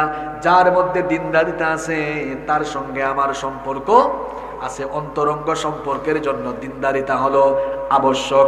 একজন আল্লাহওয়ালা মানুষ, একজন নামাজি মানুষ, কোরআনওয়ালা মানুষ, আমি তাকে ভালোবাসবো কাকে খুশি করার জন্য? আবার একজন মানুষ অন্যায়ের সাথে, অবিচারের সাথে, যুবকরা শোনো, মাদকাসক্ত একটা লোক অন্যায় পথে আছে, আমি তার সাথে সম্পর্ক রাখবো না, তার সাথে চলবো না, কাকে খুশি করার জন্য? কথায় আছে সৎ সঙ্গে স্বর্গবাস, অসৎ সঙ্গে। ভালো মানুষের সাথে থাকলে ভালো হওয়া যায়, ভালো মানুষের সুহবতে থাকলে, শুনেন, কিতাব পড়ে সবকিছু বোঝা যায় না। মাঝে মাঝে ভালো মানুষের ব্যাগ বহন করলে, ভালো মানুষের জুতা বহন করলে অনেক কিছু শেখা যায়। এই জন্যই তো বলা হয় সৎ সঙ্গে স্বর্গবাস, অসৎ সঙ্গে সর্বনাশ। এই জন্য অনেক কওমি মাদ্রাসায়, অনেক আলিয়া মাদ্রাসায় কিতাব পড়ানোর পরেও ছাত্রদেরকে বলা হয় হুজুরের খেদমত করো, হুজুরের সুহবতে থাকো। কারণ বড় বড় আলেমদের সুহবতে থাকলে তাদের কথনে, চলনে, বলনে, শয়নে, স্বপনে তাদের কাছ থেকে অনেক আমল আখলাক, তাদের কাছ থেকে অনেক কিছু শেখা যায়। এই যে আমার ভাই সুপ্রিম কোর্টে প্র্যাকটিস করছেন, সিনিয়র আইনজীবীদের তত্ত্বাবধানে আছেন, সিনিয়রদের সাথে থাকলে সিনিয়রদের থেকে অনেক কিছু শেখা যায়। এজন্য আপনি চলার ক্ষেত্রে ভালো মানুষের সাথে সম্পর্ক করবেন। যুবক, তোমার সম্পর্ক ইয়াবাখুরের সাথে হবে না, মাদকাসক্তের সাথে হবে না, তোমার সম্পর্ক হবে নামাজির সাথে, তোমার সম্পর্ক হবে ভালো মানুষের সাথে, তোমার সম্পর্ক হবে দিনদারের সাথে। আমি কাউকে ভালোবাসবো, অন্তরঙ্গ সম্পর্ক স্থাপন করব কাকে সন্তুষ্ট করার জন্য? এক যুবক একদিন আমাকে আটকাই ফেলছে, কয় হুজুর, তাইলে আমি একটা মেয়েকে বিয়ে করার উদ্দেশ্যে আল্লাহ সন্তুষ্ট করার জন্য তাকে ভালোবাসবো, এটা জায়েজ হবে না? কিরকম প্রশ্ন! তো বললাম, ভাই, যে জিনিসটা অবৈধ সেটা দিয়ে তো আল্লাহরে খুশি করা যায় না। কেউ যদি বলে হুজুর মদ খাওয়া তো হারাম, কিন্তু খাওয়ার সময় বিসমিল্লাহ বইলা খাইয়া ফেলবো, বিসমিল্লাহ বললে কি মদ আপনার জন্য জায়েজ হবে নাকি? ঠিক তেমনি উদ্দেশ্য ভালো, বিয়ে করবেন, এই উদ্দেশ্যেও হারাম রিলেশন কারো সাথে রাখা যাবে?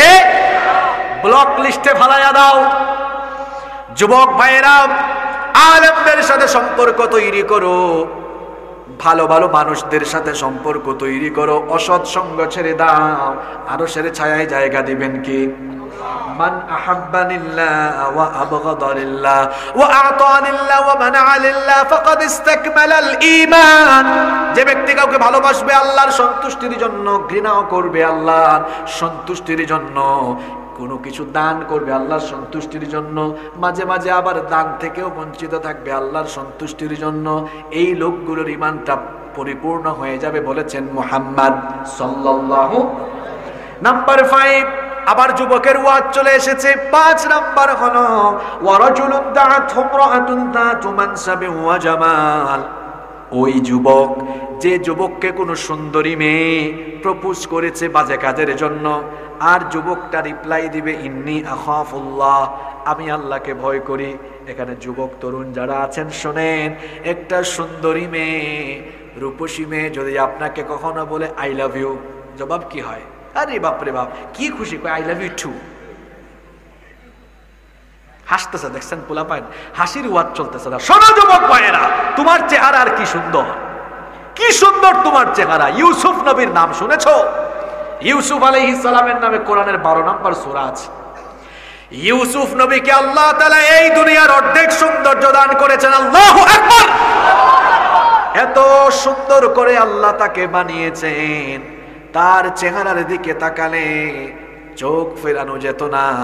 ইউসুফ নবীকে আল্লাহ এত সুন্দর করে বানিয়েছেন, তাকে দেখে মিশরের সেই যুগের সুন্দরী মেয়েরা অনুভূতি শূন্য হয়ে ফল কাটতে গিয়ে আঙ্গুল কেটে ফেলেছে, টেরও পায় না। এত সুন্দর তিনি ছিলেন। শৈশবকাল থেকেই যে ঘরে তিনি লালিত পালিত হয়েছেন, সেই ঘরের সুন্দরী মহিলা জুলাইখা ইউসুফ আলাইহিস সালামকে প্রত্যেক দিন তার চোখের সামনে দেখে ইউসুফ নবী যখন যৌবনে পদার্পণ করলেন, ইউসুফ নবীকে এবার তার দাসীর মাধ্যমে একেবারে তার খাস কামরায় বেডরুমের মধ্যে আমন্ত্রণ জানালো। বেডরুমে নিয়ে এসে 7টা দরজা ছিল, সবগুলো দরজা লক করে দিল, তালা লাগিয়ে দিল, বন্ধ করে দিল। এরপরে জুলাইখা বলল, ইউসুফ, এই ঘরের মধ্যে এখন তুমি আর আমি আছি, আর কেউ নাই। এখন আমরা যা মন চাই তাই করার সুযোগ আছে, কেউ দেখার সুযোগ নাই।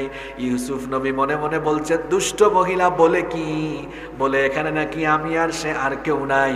মাঝে মাঝে যুবকরা রাতের বেলা ঘুমানোর আগে যে লাইট বন্ধ করে ফোন হাতে নিয়ে পর্নোগ্রাফি দেখো, ইউটিউবে বাজে ভিডিও দেখো, আর অন্তরের মধ্যে নিয়ে আসো আব্বা আম্মা ঘুমায়, ভাই বোন ঘুমায়, আমি এখন একা বোকা ছেলে অন্ধকার ঘরে তুমি কি করছো, কেউ না দেখলেও সব কিছু যিনি দেখেন তিনি কি? বোকা ছেলে, কেউ দেখে না, কে বলেছে তোমাকে? তুমি যেখানেই যাও পাহাড়ের চিপায় চাপায় অন্ধকারে, তুমি যদি চলে যাও কুয়াশার আড়ালে পাহাড়েরও নির্জন জায়গায়, কেউ দেখে না, আমার সব দেখেন যিনি তিনি কি? এই ভয়টা অন্তরে থাকলে বাজে কাজের চিন্তা আসবে? কথা বলেন না কেন, আসবে? ইউসুফ নবী বলছেন, দুষ্ট মহিলা বলে কি, এখানে নাকি আমি আর সে যা করব কেউ নাকি দেখবে না। ইউসুফ নবী মনে মনে হাসেন আর বলেন, দুষ্ট মহিলা কিচ্ছু জানে না, বোকা মহিলা, সব কিছু যিনি দেখেন তিনি কে? জুলাইখা বললে, এত দেরি করছো কেন, আসো আসো, আমার দীর্ঘদিনের মনোবাসনা পূরণ করো। ইউসুফ নবী তখন এই মহিলার কি প্রস্তাব, এই মহিলার কি রিপ্লাই করলেন শোনেন। আল্লাহ সূরা ইউসুফের মধ্যে তুলে দিয়েছেন। ইউসুফ নবী তখন জবাব দিলেন, তিনি বললেন, হে দুষ্ট নারী, শোনো, তুমি যে প্রস্তাব দিয়েছো, এই প্রস্তাবের আমার জবাব হলো মাআদাল্লাহ,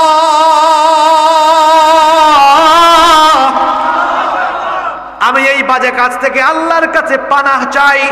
এই কথা বলে আল্লাহর উপর তাওয়াক্কুল করে আল্লাহর নবী ইউসুফ আলাইহিস সালাম তালাবদ্ধ দরজার দিকে তিনি যখন দৌড় দিলেন, আল্লাহ তার নবী ইউসুফ আলাইহিস সালামের উপর খুশি হয়ে গিয়ে 7টি দরজা, সবগুলো দরজা তার কুদরত দিয়ে আল্লাহ খুলে দিলেন। ও যুবক ভাই, তোমার চরিত্র কেন এমন হয় না? তোমার চরিত্র কেন এমন হয় না? তুমি তো মেয়েদেরকে ডিস্টার্ব করবাই না, উল্টা যদি মেয়ে তোমাকে ডিস্টার্ব করতে যায় তুমি বলবা ইন্নী আখাফুল্লাহ, আমি ভয় করি কাকে? ও যুবক ভাইয়েরা, শোনো শোনো, এই যৌবনটার হেফাজত করো। যৌবন বয়সে হারামে জড়ায়া যেও না, হারামের মধ্যে কোনো আরাম পাওয়া যায়?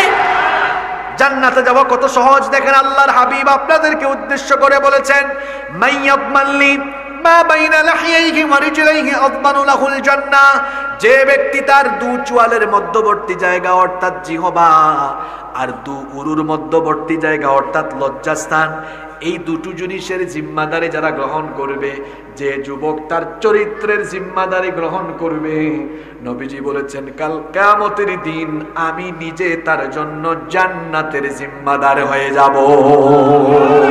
ও আমার যুবক ভাইয়েরা, তাহলে যৌবন কি মেয়ের পিছনে যাবে না আল্লাহর ইবাদতে? আরো জোরে বলেন। কি সুন্দর সুন্দর ছেলে এই এলাকার, এই ছেলেগুলো যদি নামাজি হয়ে যায়, দেখবেন এক একটার চেহারা কত সুন্দর হয়। অনেক ছেলেরা বলে হুজুর 8টা পর্যন্ত না ঘুমালে চেহারার কি স্মার্টনেস থাকে। ছেলেরা ফেসিয়াল করে পার্লারে যায়, আর মেয়েরা তো আশকারা মাস্কারা লাগাতে লাগাতে অবস্থা খারাপ। আশকারা মাস্কারা আর ফেসিয়াল করে চেহারা সুন্দর করা যায় না। নামাজিদের মেকআপ হলো অজু, নামাজির মেকআপ হলো অজু। দেখবেন যারা নামাজি মানুষ মুখের মধ্যে সাবানও লাগায় না, ফেস ওয়াশও লাগায় না, তাদের মেকআপ হলো ওযু। নামাজি ব্যক্তিদের চেহারার দিকে তাকালেই দেখবেন তাকাতে মন চায়, চেহারার মধ্যে যিনি নূর দিয়ে দেন তিনি কে? ফজরের নামাজ কাজা করে ঘুমায়ও না যুবক, চেহারার নূর আল্লাহ কেড়ে নেবেন। নামাজিদের চেহারার মধ্যে আল্লাহ তাআলা একটা নূর দান করেন। নামাজিদের মেকআপ হলো ওযু, আমাদের মেকআপ হবে আজকে থেকে ওযু। অজু করবেন, পবিত্র থাকবেন, পরিচ্ছন্ন থাকবেন, আজান হলে নামাজে যাবেন।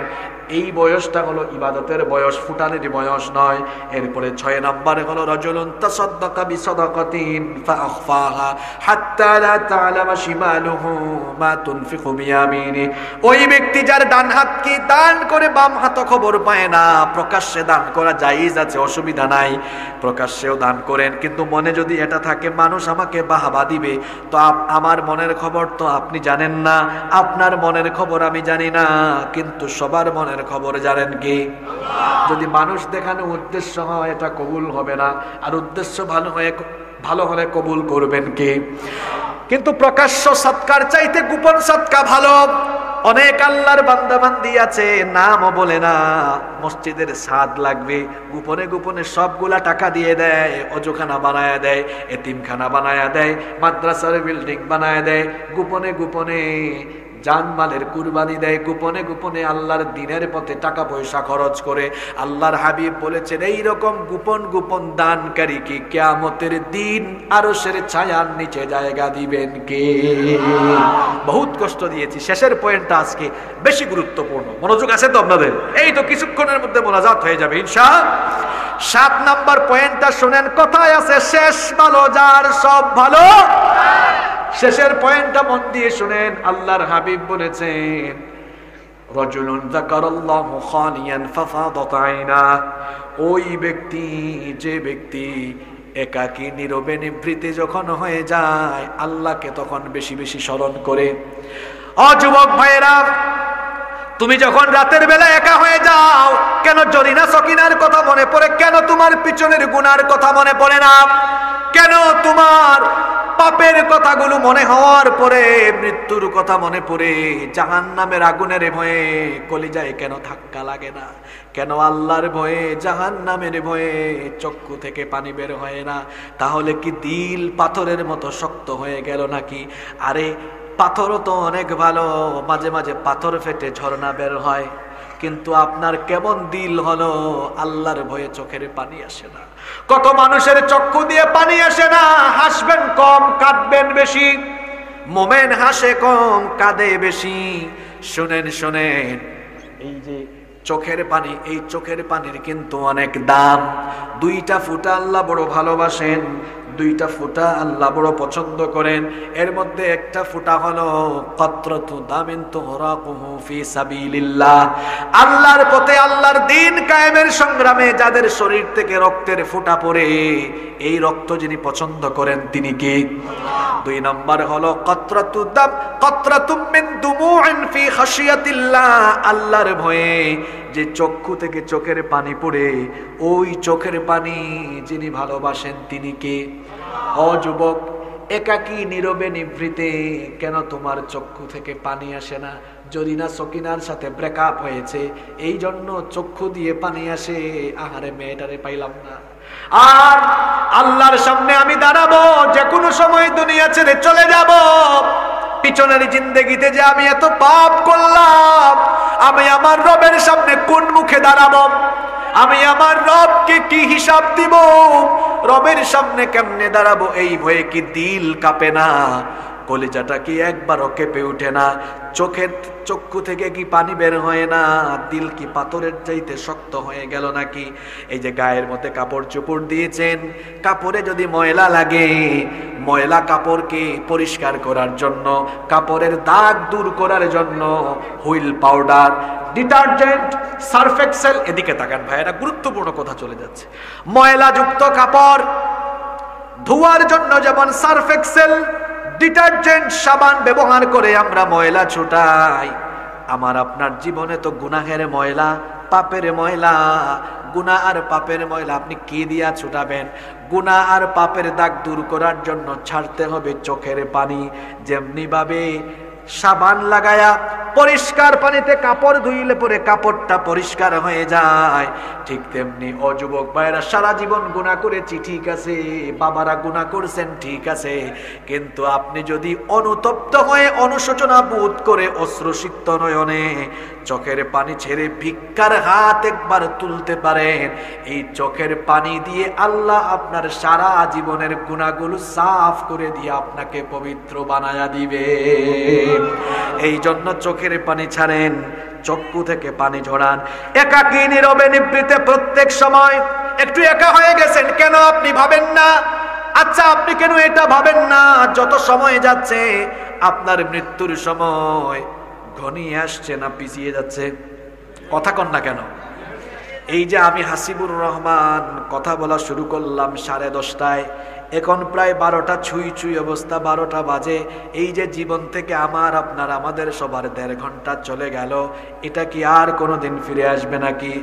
তো এই যে আপনার জন্ম যদি হয় 90 সালে, এখন তো 23 সাল, 23 সালে যে কোনো দিন যে কোনো মুহূর্তে অফিসে আছেন, বাড়িতে আছেন, বাসায় আছেন, যায় নামাজে আসেন, কেন আপনার 99 সালের কথা, কেন আপনার 5 সালের কথা, 7 সালের গুনাহগুলোর কথা মনে হয় না?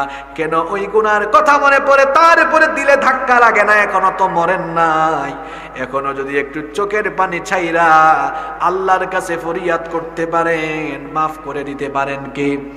ও যুবক ভাইয়েরা, অনেক গুনাহ করেছো, জিনা করেছো, জুয়ায় সম্পৃক্ত হয়ে গিয়েছো, হয়তো মাদকাসক্ত হয়ে গিয়েছো, বাজে পথে চলে গিয়েছো, অনেক গুনাহ করে ফেলেছো, কিন্তু এই তো আজকে মোক্ষম সময়, আজকের রাতে তওবা করে নাও, আর বাড়িতে গিয়া তাহাজ্জুদের নামাজে দাঁড়ায়া যাও, কান্না করো আর রবকে বলো, রব আমি আমার জীবনের ভুলগুলো বুঝতে পেরেছি, আমি এখন একা হয়ে গেছি, তুমি যদি আমাকে তোমার দয়া থেকে বঞ্চিত করে দাও কোথাও যেতে পারবো না। রবকে মনের কথাগুলো খুলে বলেন, চোখের পানি ছাড়েন, দেখবেন আপনার সারা জীবনের গুনাহ যিনি মাফ করে দিবেন তিনি কে? এই যে বললাম, ন্যায়পরায়ণ শাসক, যৌবন আল্লাহর ইবাদতে কাটানো যুবক, মসজিদগামী ব্যক্তি, আল্লাহর উদ্দেশ্যে কাউকে ভালোবাসা, আল্লাহর জন্য কাউকে কারো সঙ্গে সম্পর্ক ছিন্ন করা। এরপরে বলেছি কোন বাজে মেয়েদের প্রস্তাবকে রিজেক্ট করে দিয়ে যৌবনের হেফাজত করা। 6 নাম্বার বলেছি গোপনে গোপনে দান করা। 7 নাম্বার বলেছি নীরবে নীরবে গুনাহের জন্য আল্লাহকে স্মরণ করে চোখের পানি ফেলা। মোট কয় প্রকার? এই 7 কাতারের মানুষদেরকে কিয়ামতের দিন, যেদিন কোনো গাছপালা উদ্ভিদ কিচ্ছু থাকবে না, আরশের ছায়ায় যিনি দয়া করে জায়গা দিবেন তিনি কে? থাকতে চান তো আরশের ছায়ার নিচে? কারা কারা থাকতে চান একটু হাত তুলে? মাশাআল্লাহ, ঠিক আছে, হাত নামান। থাকতে চাইলে এই 7টা কথা যে বললাম, বেশি না 7টা পয়েন্ট, এই 7টি বৈশিষ্ট্যের আলোকে চলতে পারবেন? ন্যায় বিচার থাকবে ইনশাআল্লাহ। যুবকের যৌবন কাটবে কোথায়? কার ইবাদতে? আজান হলে যাব কোথায়? অসৎ পথে চলবো না, অন্যায় পথে চলবো না, সুদ ঘুষ অন্যায় পথে চলবো না, মানুষের হক মেরে খাবো না, নিজেরা কোরআনের পথে দিনের পথে চলবো, তাহলেই আমরা আল্লাহর রহমত প্রাপ্ত হতে পারবো ইনশাআল্লাহ। আল্লাহ আমাদেরকে তৌফিক দান করেন। আলহামদুলিল্লাহিল্লাযী বিনি'মাতিহি তাতিম্মুস সালিহাত الذي علم القرآن وأكرمنا بالإسلام وأنعم علينا بالإيمان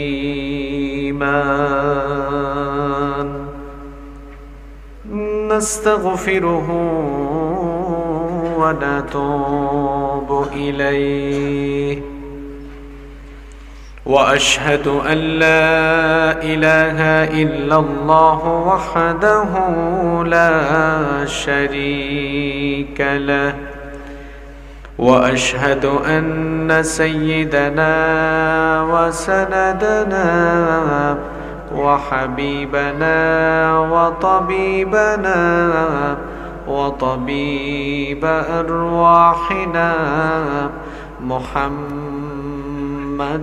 عبد الله ورسوله أرسله بالحق بشيرا ونذيرا وداعيا إلى الله بإذنه وسراجا وقمرا منيرا أما بعد فقد قال الله تعالى في كلامه المجيد وفي فرقانه الحميد أعوذ بالله من الشيطان الرجيم بسم الله الرحمن الرحيم يوم لا تملك نفس لنفس شيئا والأمر يومئذ لله وقال تعالى في شان حبيبه إن الله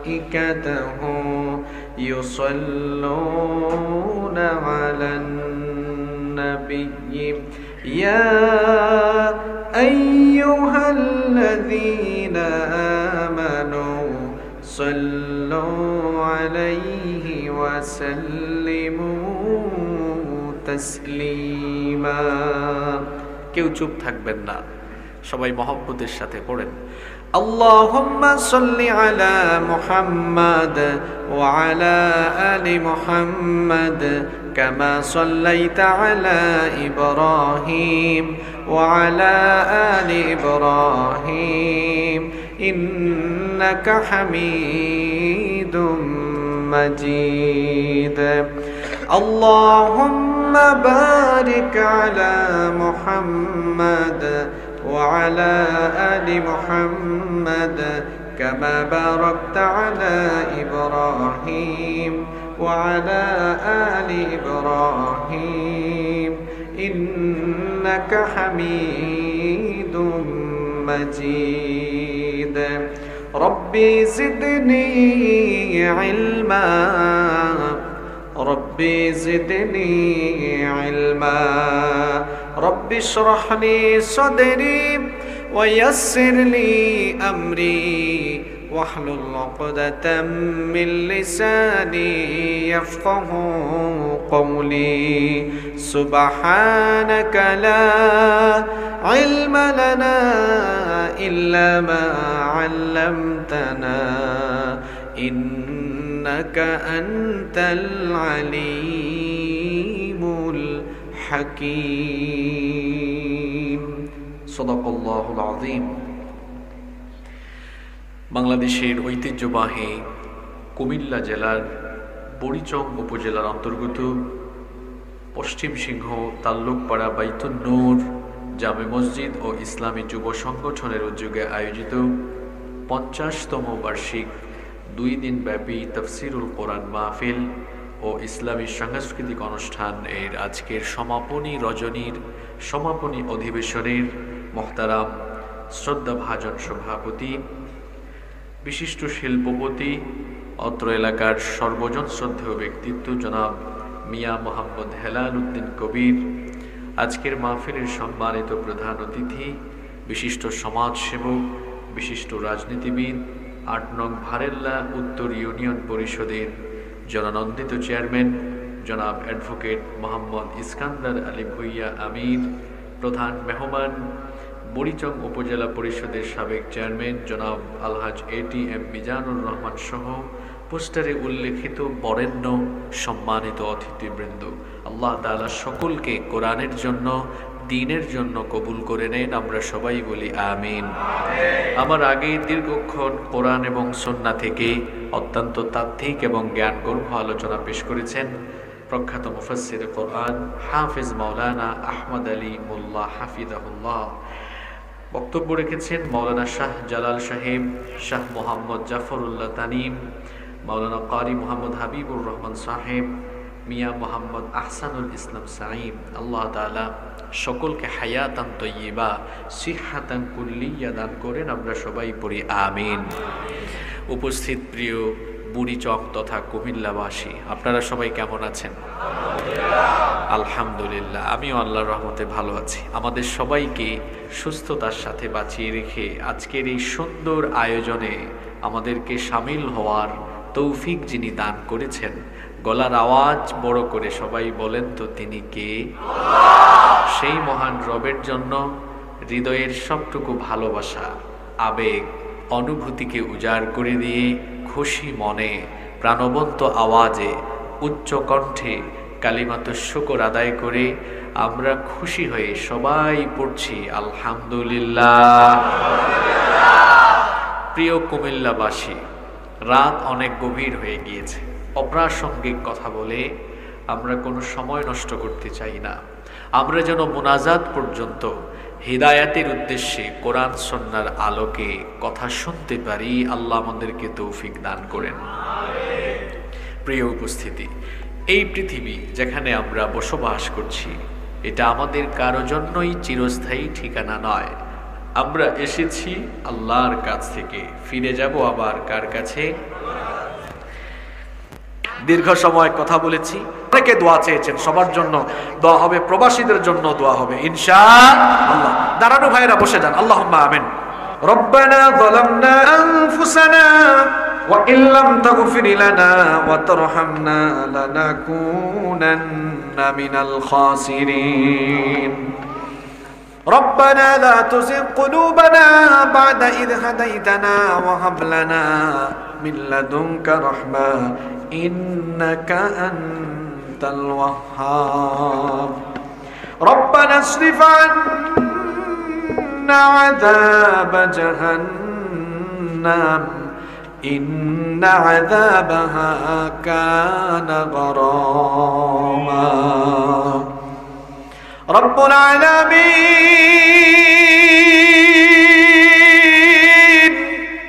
ওগো আমাদের মালিক, দীর্ঘ রাত পর্যন্ত তোমার অসংখ্য বান্দারা নীরবে বসে বসে তোমার কালাম থেকে আলোচনা শুনেছেন। ও মালিক,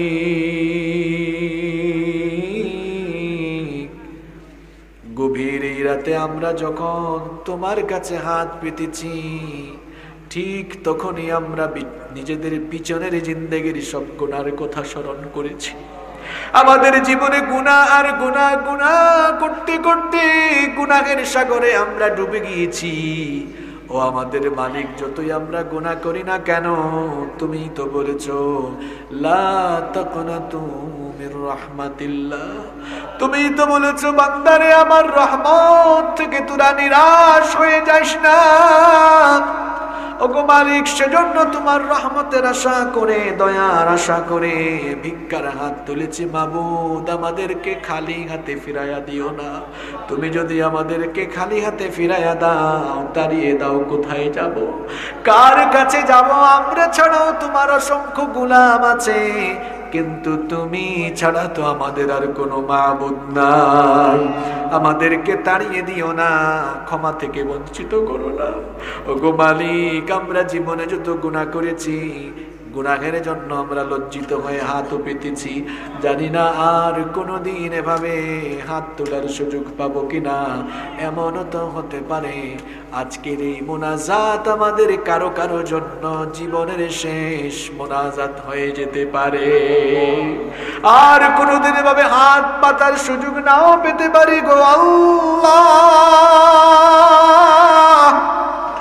ওগো মালিক, যে গুনাহগুলো নিয়ে হাত পেতেছি, গুনাহ দিয়া ফিরাইয়া দিও না। জীবনের ছোট বড় জানা অজানা সকল গুনাহগুলো তুমি মাফ করে দাও রব্বুল আলামিন। আমাদেরকে তুমি সৎ পথে জীবন যাপনের তৌফিক দাও, হারাম থেকে বাঁচাইয়া রাখো, হালাল উপার্জনের তৌফিক দাও রব্বুল আলামিন। আমাদের স্ত্রী, সন্তান, সন্ততি, পরিবারের সবাইকে মাফ করে দাও রব্বুল আলামিন। আমাদের কলিজার টুকরা আব্বা আম্মাকে মাফ করে দাও। আমাদের যাদের মা বাবা আমাদেরকে এতিম বানিয়ে অন্ধকার কবরে চলে গিয়েছেন, দয়া করে তাদের কবরগুলোকে জান্নাতুল ফেরদাউস বানিয়ে দাও। আমাদের যাদের মা বাবা বেঁচে আছেন, নেক হায়াত বাড়িয়ে দাও। যতদিন তারা বেঁচে থাকবেন আমাদেরকে আমাদের বাবা মায়ের খেদমত করার তৌফিক দাও।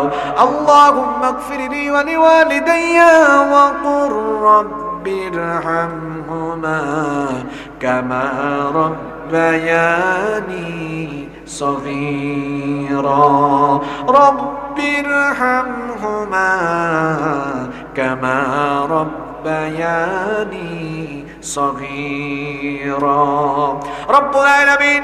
আগো আমাদের মালিক, আমাদের আত্মীয় স্বজন যারা কবরে চলে গিয়েছেন তাদেরকে মাফ করে দাও। এই গ্রামের কবরস্থানগুলোতে যত মুর্দেগান শায়িত রয়েছেন সবাইকে মাফ করে দাও রব্বুল আলামিন। আমাদের মধ্যে যারা অসুস্থ তাদেরকে শিফা দান করে দাও। বিশেষ করে জনাব এটিএম মিজানুর রহমান, সাবেক চেয়ারম্যান, আল্লাহ তোমার বান্দা অসুস্থ, তাকে তুমি শিফা দান করে দাও রব্বুল আলামিন। আজকের এই মাহফিলকে তুমি কবুল আর মঞ্জুর করে নাও। এই মাহফিল বাস্তবায়নের জন্য তোমার অসংখ্য বান্দা বান্দীরা টাকা দিয়ে, পয়সা দিয়ে, মেধা দিয়ে, শ্রম বুদ্ধি দিয়ে সাহায্য সহযোগিতা করেছেন রব্বুল আলামিন। এই মাহফিলের সাথে যারাই সংশ্লিষ্ট, কাল কিয়ামতের দিন এই মাহফিলকে আমাদের সবার জন্য নাজাতের ওয়াসিলা বানিয়ে দিও। বিশেষ করে এই এলাকার যুবক এবং তরুণেরা সবাই ঐক্যবদ্ধ হয়ে মাহফিলটি বাস্তবায়ন করেছে। আল্লাহ আমার কলিজার টুকরা এই যুবক ভাইদের গুনাহগুলো মাফ করে দাও, তাদেরকে নামাজি বানিয়ে দাও, প্রত্যেকটি যুবককে দিনদার পরহেজগার বানিয়ে দাও রব্বুল আলামিন। আজকের মাহফিলের সম্মানিত সভাপতি জনাব হেলাল উদ্দিন সাহেবকে মাফ করে দাও। প্রধান অতিথি জনাব অ্যাডভোকেট ইস্কান্দার আলী ভূঁইয়া চেয়ারম্যান সাহেব, আল্লাহ তাকেও মাফ করে দাও। জনগণের খেদমতের জন্য তার যোগ্যতা এবং দক্ষতা আমানতদারিতা বাড়িয়ে দাও রব্বুল আলামিন। ওগো আমাদের মালিক, ওগো আমাদের রব, গোটা দুনিয়ার মজলুম মুসলমানদেরকে হেফাজত করো।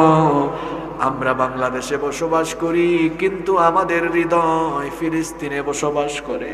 ফিলিস্তিনের আমাদের নির্যাতিত ভাই বোনদেরকে তুমি সাহায্য করো, তাদেরকে হেফাজত করো। যারা পবিত্র ভূমির জন্য এবং মসজিদে আকসার জন্য জীবন দিয়েছেন তাদেরকে তুমি শাহাদাতের সর্বোচ্চ মর্যাদা দান করে দাও রব্বুল আলামিন। আমাদের সবাইকে দ্বীনের পথে বাকি জিন্দেগি গঠনের তৌফিক দান করে দাও। আমাদের সবাইকে দ্বীনের জন্য কবুল করে নাও। সাল্লাল্লাহু তাআলা আলা খায়রি খালকিহি মুহাম্মাদ ওয়া আলিহি ওয়া আসহাবিহি আজমাইন। রব্বুল আলামিন, প্রবাসী ভাইরা মাহফিলে অনেক সহযোগিতা করেছেন, আমার প্রবাসী ভাইদের দান সদকা কবুল করে নাও, তাদের প্রবাস জীবনকে আরো সুন্দর বানিয়ে দাও রব্বুল আলামিন। তাদেরকে প্রবাস জীবনে তুমি হেফাজতে রাখো। বিফাদ্দ সুবহান রাব্বিকা রাব্বিল ইজ্জাতি আম্মা ইয়াসিফুন ওয়া সালামুন আলাল মুরসালিন ওয়ালহামদুলিল্লাহি রাব্বিল আলামিন। ওয়া জাআল আখির কালামিনা ইনদাল মাউতি লা ইলাহা ইল্লাল্লাহ মুহাম্মাদুর রাসূলুল্লাহ। আসসালামু আলাইকুম ওয়া রাহমাতুল্লাহি ওয়া বারাকাতুহু।